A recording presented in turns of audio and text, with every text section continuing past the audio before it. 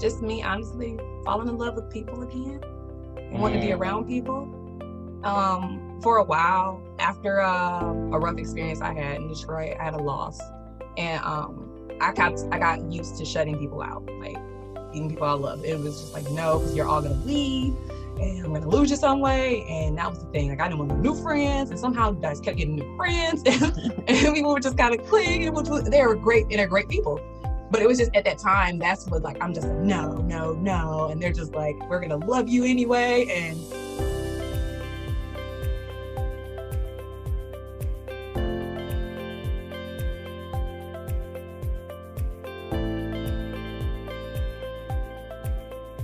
hey, welcome to Travel Tuesdays Happy Hour, where we interview dope people doing dope things from around the world. And today we have the beautiful. Please tell us who you are. I am DJhaila, and I'm Detroit born, Atlanta living. And I am a mom. That matters. You're a mom? I mean, that matters. That matters because at the end of the day, mom's got to be really creative when it gets to traveling. So what do you do, Mom? What I do, during the day, I am a compliance specialist for a freight forwarder. Mm-hmm. And on the side, I work with my best friend and her husband, and we have a printing company, Legacy. Nice. Black-owned business. Yes. That's what I'm talking about. Hey, I might have to hit you up for some work. So listen, we're gonna make this work. We gotta get it for ourselves. Listen. I'm always looking to collaborate with other Black businesses. So if my merch end up coming from you, hey, I'm happy. I'm with that. So you said Detroit to Atlanta? Yeah. So I've been here a couple years. What moved you to Atlanta? Actually, like, we have a lot of family here, but we've always lived north, and just got older, and some things happened back in Detroit, and it was just kind of time for a change. And we thought moving here would be good, just to be closer to family for a bit. Oh, are you frozen? Did I lose you? Oh, no. I'm not sure if that's me or you. Yeah, it's you on my end. You're frozen in a contemplating stance. So you have family down there. Yeah. So interesting. Cool. So what got you into traveling in the first place? Do you remember your first trip? Oh, honestly, if I could remember what my first trip was, it would probably be a trip we were taking down here to come to Atlanta to visit family, or it was a reunion, or most likely a funeral, to be honest. Been in a lot of funerals, unfortunately. Yeah, we do gather on birthdays, funerals, and weddings. So right. So it's one of the other, but it was pretty much that. But the thing that I would say got me into travel would be my mom. Like, my mom is the drop everything and go. She just wants to be out. She's free as a bird about certain things, and that and her spirit with that, it inspired me as I get older. When I was younger, I did like traveling, but I was terrified of planes. So I was not taking a plane. I didn't take a plane, like, trip, like my first plane trip, actually, was when I was 30. Turned 30, I'm like, I'm going to Vegas. I just want to go somewhere, and I'm going to do that. I'm going to be a big girl and face my fears. And I did, but I still don't like flying. But I prefer to drive. Okay. I prefer a road trip, if anything. Gives you time to take in the sights. Gives you time to. Got it. You can go.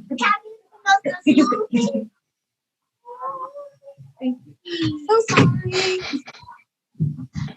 It's all good. Look, you said mother of a teenager, and you got other ones around. So that's all that matters, Yeah, that's my other baby. So what? So I'm sorry. Go ahead. Oh no, I just wrapping it up. Just saying, I'm a bigger fan of a road trip. Just the ride and the music, the vibe. If you're with the right people, with the right people. Okay, so what's been your favorite road trip so far? I had to choose one. Actually, it was a short one. A short trip I took to Chicago when I was living in Detroit. That was fun. It was interesting. I went with someone who was way more well-traveled than I was, which was perfect because he planned things and he did it according to not just his interests, my interest. Like he worked on all the logistics. It was by far the best trip I started out taking as far as an adult and road trip. It was cool. It was just a nice vibe. It was overall good. The right amount of time that we were there, everywhere we went. It wasn't just like, just see the simple stuff. Or just kind of, I don't know. It was good. Honestly, I have no other words for it. It was nice. It was refreshing. I'm just used to always taking care of everything. So to have somebody else do that, besides the traveling portion of it being so amazing, it was just so nice to take in a new city and just the sights and the area. I'm just all about aesthetics. So visuals for me, just do it. But that's another thing I like about traveling. It's just different areas, different peoples, like people. Did I say people? Yeah. Different people and different cultures. That's what I'm starting to lean more into. Okay. Yeah. I mean, first trip to Chicago. So I drove from Pittsburgh to Chicago, which was like 8 hours. And it was about like 5 of us in this little Civic. And when we got to Chicago, we stayed at a friend's house. And it was about like roughly 12 to 15 of us at our house. Yeah, it was. Well, the thing is, she had passing groups, right? And so I think there was like one night where everybody overlapped.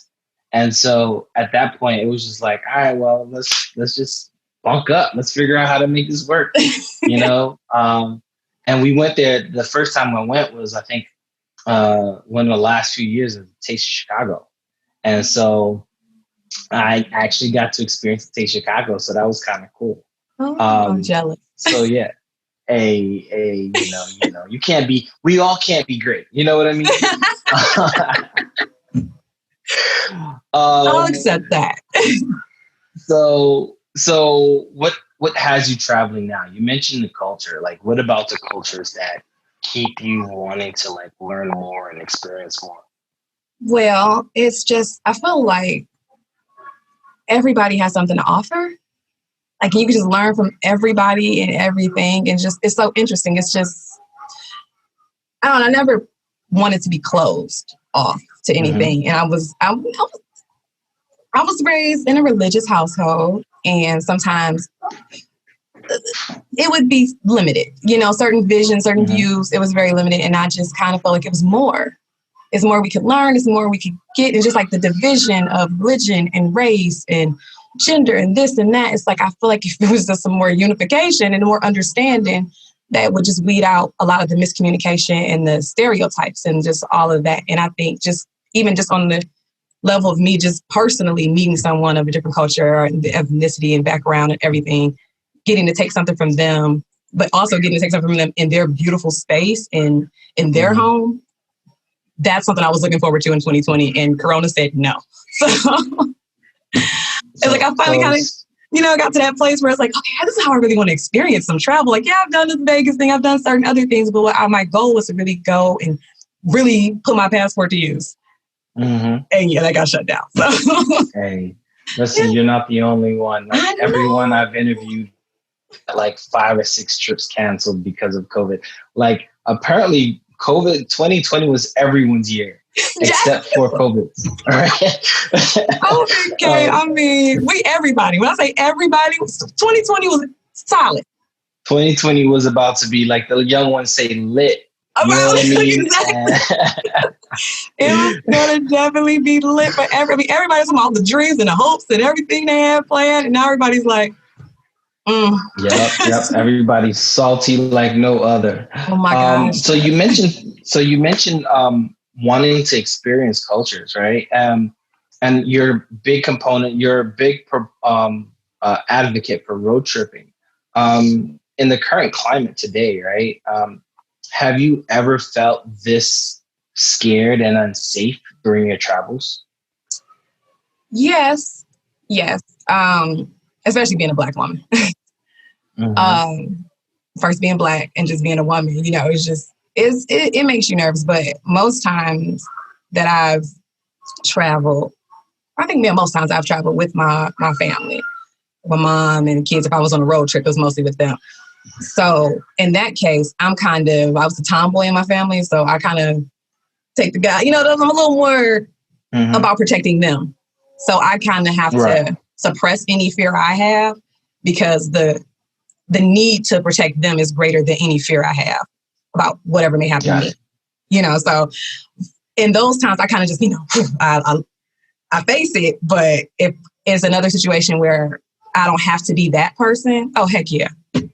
I'm honestly terrified that something can happen, especially if I'm in the wrong place or this looks like the wrong kind of gas station I'm stopping off at or the wrong exit for a Black woman to be on. Not just because I'm a woman, but more so because I'm Black. That's the bigger vulnerability to me half the time. It's not even just my gender, it's my race and the view that people have of me because of the skin tone. It's something I can't control. Like, I'm a dope ass person, but nobody gives me that because you see me. Has that hindered? I'm sorry, I lost you. Dope people doing dope things, right? Okay, wait. Okay, I lost you. Okay, what did you say? I said, that's why I said interviewing dope people doing dope things. And so with that said, has that ever hindered you from going places, right? Like when you're researching a place to go, is that even a concern of yours, or is it now having to be a concern? I would say it's always been a concern. I think I was definitely a lot more fearless in my younger days. The older I get and just the more gobsmacked with reality I am now feeling like I really have to be a lot more cautious. I mean, I almost feel like it's like you almost have to have like a Black guy.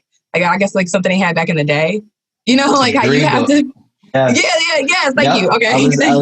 Yeah. I mean, look, I'm looking for people to contribute to the International Green Book so that we know where to go and feel safe wherever we go. It's important. Like, I mean, it's as I want to. It's like I finally got to a point where I wasn't living in a box and I'm like, I want to go to countries. I want to experience this. But I'm like, dang, who is accepting us? Who's going to be kind? And you know what I'm saying? Like, because what we experience here just on the everyday, it's like, you go to work and you experience certain crap and it's all the time. And these people have been around you. You know what I'm saying? They know that you're not threatening and you're not just all violent and blah, blah, blah. And I'm all about contributing when we can if we ever get back to any type of, I'm not even going to say normal because what was going on before shouldn't have been our normal. But when we get to some resolution with COVID, I'll say that. So you mentioned earlier having to deal with reality, right? One of the things that COVID did was cause us to have to kind of slow down and accept what our reality is, which is why, so much is coming to the surface, right? Yeah. And with that being said, like, where were you when COVID hit and how did you kind of like adjust? Because a lot of people, it was like a melee. I got to work from home. I got to get this. I got to get that. And I've been working from home for the last 5 years. So for me, work from home is not a new concept. And so it's one of those situations where it's like, all right, it's one of those situations where it's like, how do you deal with COVID and having to change your lifestyle? Oof. Let's see. Okay, that was two-parted. I'm sorry, that was a lot. I'm sorry. No, you're okay. I just want to make sure I cover everything. No problem. So let's start with where were you when COVID hit, and we can go into how did you adjust? Okay. Well, actually, I was in between moving to a new place. Everything wasn't solidified, so we were staying in a hotel. And I got like my boss came to me and she's like, "Hey, so something's going on. So they're gonna send everybody with laptops on home." I was like, okay, with like this whole COVID thing is getting a little, and I'm like, okay, but I still wasn't completely, I didn't understand the severity of it. It's almost like when 9/11 initially hit and you just didn't think it was what it was. But not to compare it to 9/11, but Jesus. But it was after that, we went home. I mean, I kind of just knew we were going to stay working from home for the next 2 weeks, I think they told us. So I started getting set up for that. At that time, my kids, they were still in school and nobody had changed that whole setup or anything yet.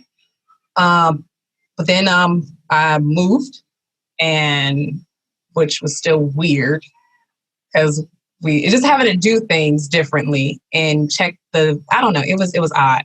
But either way, that worked out. We moved. Then the kids came home. See, before the kids came, I was good getting set up and working from home. Like, that was fine with me. When the kids started to be home, then it became oh crap, this is real. But oh crap, how do I adjust to now being at home trying to work while they're trying to do school, and I want to make sure they're good, but I need to also stay focused on what I have to do on my desk, and trying to be everything all at once and just trying to figure out where is the balance in all of that has probably been the hardest thing. Because of that, I don't know. It's like, I don't know. I feel guilty sometimes, like when I'm here and like if the kids are on a break from school and of course they're home and I'm still working and like they want some of my time and I can't really give them that. So that part is an adjustment. That part is hard to deal with sometimes. But adjusting is still a process. I'm trying. But I think the biggest thing COVID did for me though was like you were talking about, the allowing us to really slow down. It's allowed me to just really get to the root of me. And I've had to honestly face some traumas, forgive myself for some things, process so much, acceptance of myself. A whole lot of self-love has come out of this pandemic for me, which sucks that it had to be a pandemic to make it happen, but I'm grateful nonetheless. So yeah, I mean, for a lot of people, this pandemic has been a tragic form of therapy, right? Yeah. Oh, that's like the best way to put it. And it's one of those things where it's like, I know this show, the first season of this show was created out of not being able to get out the house or travel or go, like, my last trip was canceled and I was just fed up. So I was like, you know what? I need to get on and talk and do something or meet some people. Because the dopest part, like you said, the dopest part about traveling is meeting new people, learning new cultures. Yes. And when that's taken away from you, it becomes, I think a lot of people were distraught, and some people even depressed, right? I agree. For me, when I travel, whether it be domestically or international, is to recharge my batteries. You care for your kids. I care for my elderly father. Sometimes we want to get out of this space that creates a lot of stress for us. Yeah. And being able to get out that space is very important for us. So when you don't get that chance to get that release, it becomes this, everything is magnified 10 times, your kids probably annoyed you a little bit. My dad probably annoyed me a little bit. Now they annoy you a lot, right? And, but to get back to like COVID allowed us to sit down and pay attention to what's going on around us. Oh my gosh. Yes. Right. We're in a interesting place of civil unrest. It's an election year, so people are a lot more focused, right? Yeah. And it's made some people sad, but I think other people like myself, and I believe you mentioned earlier, finding this time to kind of find ourselves, and find ways, and at least for me, finding a creative avenue to use this time that we have, right? Yeah. And use it in a positive way. Like for me, I love talking to people. I love making sure that I hear your stories, because if I can't travel, I might as well just imagine your stories. And, from your stories, it's just like, oh man, I was just there. You know what I mean?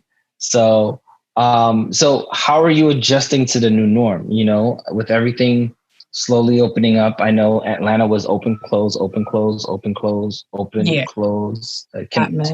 Do I keep going? Right. I think you might need to. And so, you know, with Atlanta opening and closing as frequent as it was and becoming a hotbed at one point, how are you adjusting? You know, especially with little ones, are you sending them to school or it's still an extension of homeschool? Uh, for now, it's still pretty much an extension of homeschool. We've still been pretty quarantine-ish. You know, we've expanded our bubble some, but still try to keep it limited to those who have kept their bubbles pretty limited. Mm-hmm. Just because it's like I know people who have passed from it, and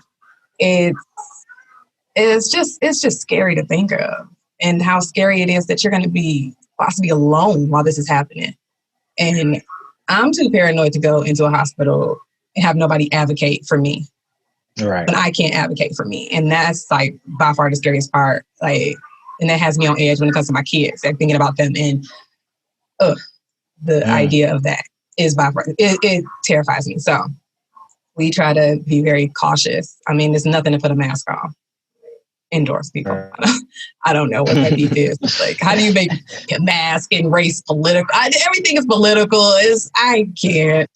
But cool. I mean, but the thing is that, like I said earlier, this is what this time has created, right? True.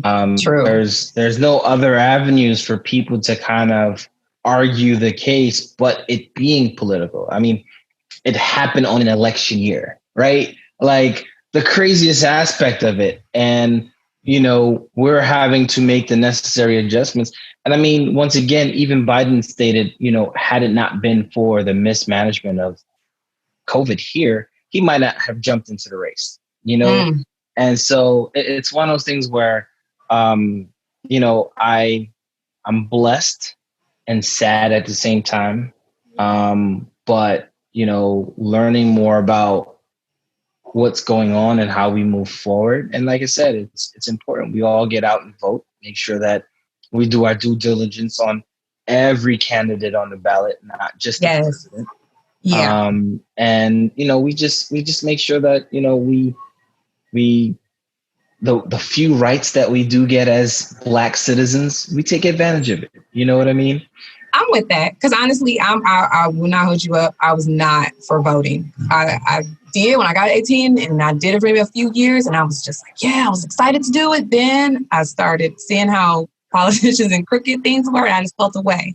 And I did stop for a long time. And with everything going on, and with, like you said, this allowing us to have that time to really see more clearly how things have been going and how we've been continuously still placed in the box we thought we got out of a long time ago, it's made me want to be more involved in how I go, like how I just, for myself as a citizen, I want to be more involved for me. I want to be more involved in understanding what's going on and not just accept that, okay, well, stuff sucks and it's not going to get better and da da da. If I vote, it's not going to, okay, even if it doesn't.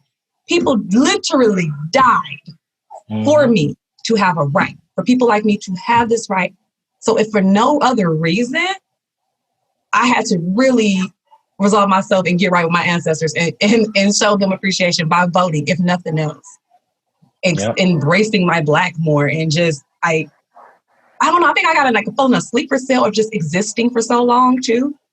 And well, COVID woke me up. Once again, I mean, it's one of those things where we've been distracted for so long. Right? Yeah. The veil of distraction has been removed. We can see clearly now, right? Yeah. And you are in a particular demographic that it's more important now than ever, right? You're a woman, you're a mother, you're Black, right? And setting the tone for your children to show them that, look, this is the power that we yield. The little power that we do have, this is the power that we yield. And being able to say, I went out and voted. You gotta love living. just showing them that the little power that we do have, we should execute it. And I was in the same place with you, um, feeling as though that, voting doesn't matter, but it matters, especially from the city council to your representative, to your Senate, to your House, to your governors. Like it's a trickle up effect. And the people that you work with at the lower level, they have high aspirations at some point. You know what I mean? And the people you put in the office, they really have a huge impact on our way of life, whether we want to or not. True. I guess I was not giving them that much credit before. But you know what? Once again, that's part of, 2020 is not the year we expected it to be. It's the year it needed to be. Ooh, if that makes any sense. Say that. Right. And so it was destined to be the year that a lot of us wake up from our slumber. And if you can see, based on the demonstrations, based on the rallies, based on the movement and jargon, people are starting to wake up and realize that, this is the year for change. So I will get off the political train real quick. So previous to COVID, right, a lot of us had different ways of getting ready to travel, like figuring out what we do. You mentioned the story about the gentleman that planned out the trip for you, right? Past that point, like previous to COVID, like what would you give a person that's looking to like start that road trip life, right? What would you say, hey, these are the like top 5 things or top 3 things you should think about before jumping into a road trip or even traveling? Oh, okay. Oh, if I have anything, I still feel like I'm such a baby with it all. So I don't know. I'm kind of like, oh, I don't know. What do I say? Well, for me, I found, especially recently, because I went on like a really short road trip to Myrtle Beach. And the person I went with, I kind of realized that we just didn't discuss as much as I felt like we should have, because clearly I'm thinking you're handling certain things and you're not really handling certain things. As far as just the travel and just making sure certain things are on lock and it is good. And then you check the reviews on the place they were staying. It's not a crap hole. So, I mean, Myrtle Beach is so you got to realize some of these beach cities aren't like all luxurious, right? True. And I could deal with that if I knew that's happening. Okay. You know what I'm saying? If I know how to prepare, it's cool. Hey, whatever. To me, it's always about the experience. I can stay in a crap place, whatever. It is what it is. It's just also if the person is not the type that go with the flow. Too. Like if I'm like, okay, whatever, the room is crap, but whatever, we're away from home. I don't have any responsibilities right now, so let's just enjoy this. Go. And if you're like, you're focused on the crap room, you didn't even do the review, check the reviews. It's like, well, you're bringing my mood down. You can't be mad. You made the decision. Exactly. So it's like, I'm trying to go with the flow and accept it, and and you're beating yourself up. I'm like, hey, get over it so you can still have fun.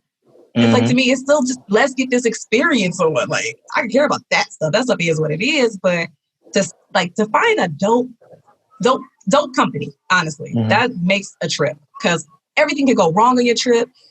You could run out of gas, tire burst, and all this other stuff. Your flight is canceled, all these things. But if you have the right group of people or the right person that has the right attitude about things, it changes the whole trip. Like it just becomes it's a funny story for you guys later.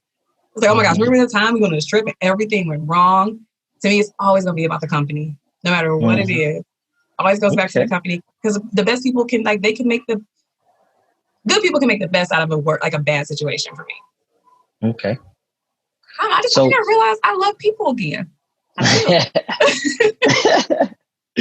So, do you have a bucket list of places that you would love to go? You know what? I have to rethink my bucket list, to be honest, because so before you say that, what was originally on your bucket list? And this is your list, so it doesn't matter what's on your list. Yeah. So what was originally on your list? I wanted to go to I definitely a Mediterranean cruise. That was like the goal. I did that this past February. I thought you mentioned that. Oh, it's to me. Oh my gosh. Yeah, that was kind of cool. There's a much longer one, I think, that goes all the way over to Egypt and then back over to Spain. I think it's like 12 days. How I long was only did yours? 6 or 7 days. Oh wow. Where'd you go? It was nice. Spain, France, Italy, and then Malta. And so like we did, I think we started in Madrid, and then we did one city in Paris, one city in France, not Paris. We did 3 cities in Italy, and then we went to Malta and then back to Spain. Gotcha. So yeah, so it was pretty cool. Like you got a nice, I mean, food, like you like, I mean, when I travel, I'm it's as if I'm the only person experiencing it. So like I have camera in hand, and then I'm just looking around, and I beeline to the food district so I can find food and eat. So I travel for food. That's all me all day. That's what keeps you going. Okay. So Mediterranean cruise. What else? Let's see. I always wanted to go to Greece, but for no other reason but their water is just gorgeous. It's a beautiful place. Mm-hmm. It just looks beautiful. Honestly, everything I've seen of it looks beautiful. So I'm not gonna but it honestly, it's most places I wanted to go is literally just because they looked gorgeous. Mm-hmm. I just wanted to breathe in some of their nature. I just wanted to take, not like even Instagram pictures. I'm not even a social media person, but I like pictures and I like memories and making memories in beautiful places. So that was the bigger thing. But now I think my focus is it's different now. So that's why I feel like I have to revamp my list and really look at what I want out of my trip, and my experience has changed. So what changed your perspective on what your focus is? Just me, honestly, falling in love with people again and wanting to be around people. For a while, after a rough experience I had in Detroit, I had a loss, and I got used to shutting people out, like even people I love. It was just like, no, because you're all gonna leave, and I'm gonna lose you some way. And that was the thing. Like I didn't want no new friends, and somehow I just kept getting new friends, and people were just kind of clicking, they were great and they're great people. But it was just at that time, that's what I'm just like, no. And they're just like, we're going to love you anyway. And thank God for them. But I think that's what it is. It's just kind of getting back to what I really like, and not just like not a surface type trip, not just a getaway, just a getaway kind of thing. It's just, I want more. I'm all about the experience of stuff now and just wanting to be happy. Like I suffered from depression when I was younger, up until my, I'm still am, honestly. I still suffer from it, or I'm Victor, but I'm going through it sometimes. So with that too, it makes me want to enjoy experiences when I have them. Got it. So it really pushes me to do that and just really live in the experience and enjoy that and make that memory, because that's all we get. When we're lucky, it's like, it's not even about what money can buy. I'm all about the experience. That's the only thing that you walk away with it. Nice. And that's yours. So. True. So do you see yourself like going to Africa, or? I do. I do now. Before I didn't want to. I really. Explain. What was the hindrance? Like what was, so I went to Ghana for the year of the return, which was super dope. Super dope reception, and it was different from the people that I experienced here, right? And so the crazy part about it, one of the people that went on a trip was like, they almost didn't go based on how they were treated by Africans that live here. And so I say that to say, I'm glad you changed your mind, because they're not like that everywhere. You know what I mean? Yeah. And I think it's a select group from select places, in select professions. I'm gonna need the list of all of those, please. So, but once you get there, it's all love. I've been to I think 4 African countries, and working on my way towards like 7 this winter. And it's been nothing but love and welcome. You know what I mean? So definitely. So I'm sorry. I just wanted to state that just to kind of like. Oh no, I'm glad you did. I appreciate that. For me, I guess growing up and just having that idea that Africans didn't like us, and then like when I would go to the braid shop, it was kind of like they were cold, or it's just different things and different interactions that kind of made you feel a way that it kind of helped solidify this idea that Africans didn't like Black Americans. So it kind of just made me feel like, well, I don't want to go there, and they got rid of us, just all of that. Right. And honestly, it's just I got older and just okay, well, I will watch certain shows and I would see versions of Africa that you didn't get to see for real when I was growing up too. So you got to see people in this, you got to see them be warm. And I'm grateful for reality shows on that level because I do get to see other cultures in a different way. I'm not to say it's all real at all, but it just, even the ones around the people, not even the main people, it's just the area. It just, like you were talking about, the way you talk about the reception and everything, it seems like that's the vibe. Not just all the negative and all the things we've been shown or told, because that keeps up the division. Yeah. And so the other thing that I wanted to, so I host another podcast around mental health. And the last episode that we actually aired was your cultural identity.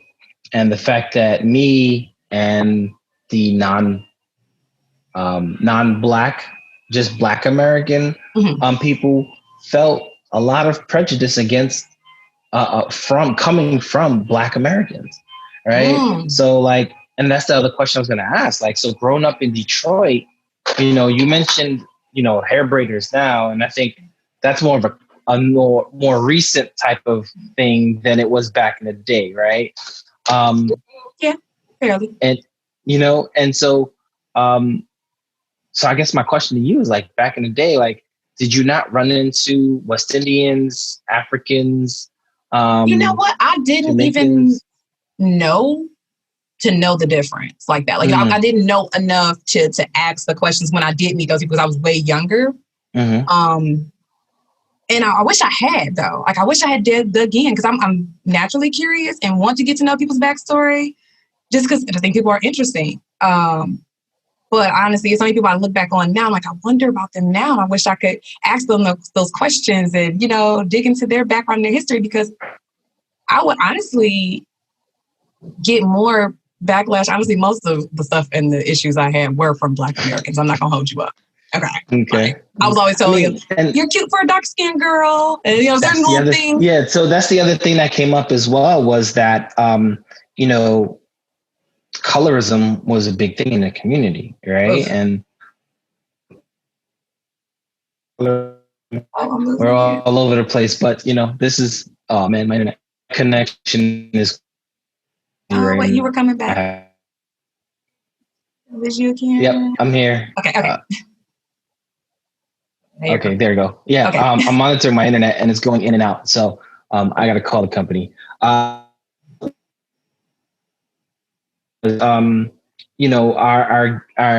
Black Americans on the show, they were feeling the same issues as you were going through, right?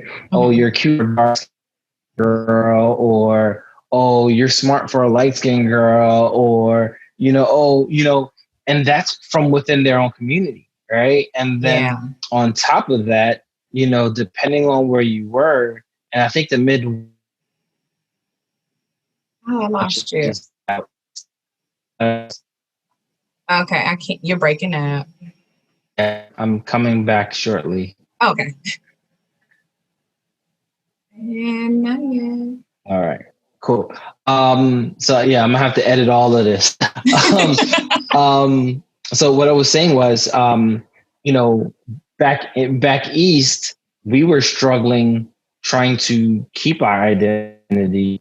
If you were Haitian or African, they kind of bundle you together and they made fun of you and beat you up,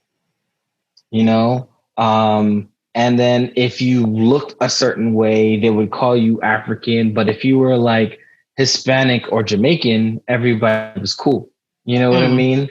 And so it's interesting to see how, and that's the reason why I asked, because like, you know, I thought everyone felt the same way I felt growing up, which is why like a lot of us West Indian people kind of stuck together. Mm-hmm. We've shared the same mutual experiences. So when we travel, our minds are usually open and ready to see something different, because home was never really fun. You know what I mean? Yeah, I agree. I understand that. I'm sorry you went through that. It just seems so. Hey, look, it made me the dope person I am today. Amen to that. You are right. It's just I don't know, stuff like that. It sucks. I just hate to hear it. It's unfortunate. Just the constant division. Period. Yeah, I mean, with us. Yeah, and I mean the thing is by design, right? Yeah. I mean, put in lack of a better term, you put a whole bunch of barrel with. Oh wait, I'm losing you. In that company, I'm coming back. Okay. I'm right by the router too, but what I was saying was, you put a bunch of crabs in a barrel, what do you think is going to happen, right? Because if you're putting them there and you're giving them the crab in a barrel mentality, then you know it's crab in a barrel, dog eat dog. So at the end of the day, it's really a survival of they designed it so that we're always in a constant state of survival of the fittest. And you know the little nuances and differences is what separates us instead of what's supposed to bring us together. Yeah, and that's the unfortunate part of just being Black in America. I want us to change it though. Like I can't keep saying we need a white savior to come in and save us. Like we need us to save ourselves. Gosh, come together. We start with unifying instead of constantly dividing, acting like our socioeconomic and our color and all this other stupid stuff and our Instagram followers determine who we are and where we are placed. No, we all look somewhat like this, that's how they're going to view us. And that's what they're going to see first. And that's all that matters to them. So therefore, we should if we would come together and realize how much our money matters. Oh my gosh. Sorry, I'll go ranting all day. I'm going to get off of that. Oh, no. I mean, it's fine because that's, you know, the other thing. Like, our money does matter. You know, we travel. I mean, if you look at the stats of last couple of years, we put some money on the board. Okay. Can you hear me? Okay. I got you. Okay, cool. Okay, I was saying, if you look back the last couple of years, as far as Black travelers, we put some money on the board. Mm-hmm. You know, I mean, we could spend some money on some sneakers and some clothes, but we also got another subset that will buy a plane ticket any minute. We got another. They'll do these Bali trips, these Maldives trips, and post up. You know what I mean? So I think you're right. You know, we do have the economics in our favor. Mm-hmm. And let's be honest, we set the trends, right? Okay. And if you know, if you, a mom of 2 children, can show other moms of 2 children that they can make it work, you know, a quick road trip here and there, like look, going to Europe, maybe a $400 or $500 round trip ticket now. You know what I mean? Okay. You and your children can, all 3 y'all can go to Europe for like $2,000, $3,000. It's doable. Okay. You know what I mean? To the point where before it was like almost $1,000 a person per ticket. You know, and so now the fact that, you know, there's group trips, right? And you know, that's the other thing I was going to ask you is like, are you more of a one-on-one type of person, or do you kind of favor group trips? Actually, I went, me and my friends, we did just a quick cabin trip to Tennessee. It was supposed to be a couples trip, but that's just a whole other thing. But it was so dope. It was so dope. Mm-hmm. We didn't even have to do much, but it was the company. It was just being around my people. Because some I went to middle school with or known as far back as middle school, others high school. So it was just good to get with everybody because they all still live in Michigan. And I'm the only one who lives down here. So it was good to connect. It was good to have a nice kind of bonding group experience. I mean, but I'm honestly good either way. It just always depends on the people. As long as everybody's on the same page as far as what we want that vibe to be and where we're going to keep that vibe at, and nobody's bringing drama, I'm good either way. I'm a chameleon. Honestly, I can adjust with the right group. That makes sense. Well, thank you very much for jumping on the show. You're very welcome. Like I said, I appreciate it, eavesdropping on your friend's interview and kind of baiting you to do the show. No, I appreciate it. Thank you so much. So appreciate I'm so grateful.